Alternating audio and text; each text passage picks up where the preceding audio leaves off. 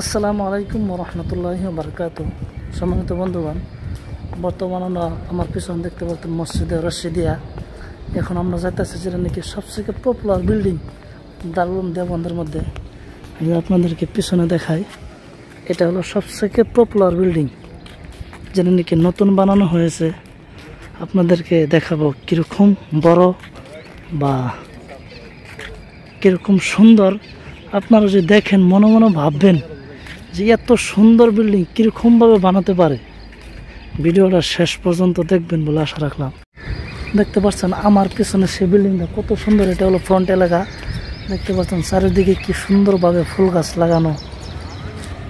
আর যদি এটা সম্মুখে হলো মসজিদের রশিদিয়া, মানে কি বলবো, অসাধারণ। মানে এরকম সুন্দরও জায়গা হতে পারে, মানে দেখে আচরিত। দেখেন কীরকম সুন্দর, মানে বিল্ডিংটা কীরকমভাবে ডিজাইন করে বানিয়েছে। এটা হলো ফ্রন্ট এলাকা, এটা হলো দারুল হাদিস, তার সঙ্গে এটার ভিতর লাইব্রেরি আছে।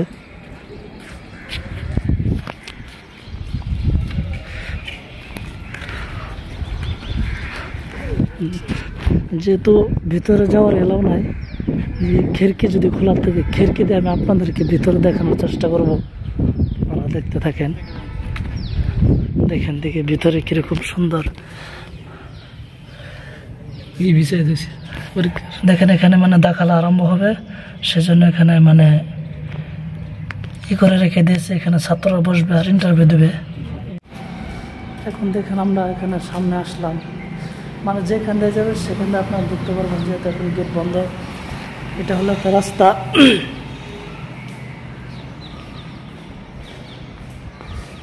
মানে কি বলবো, মানে বলার মতো নাই, এরকম সুন্দরভাবে বানিয়েছে।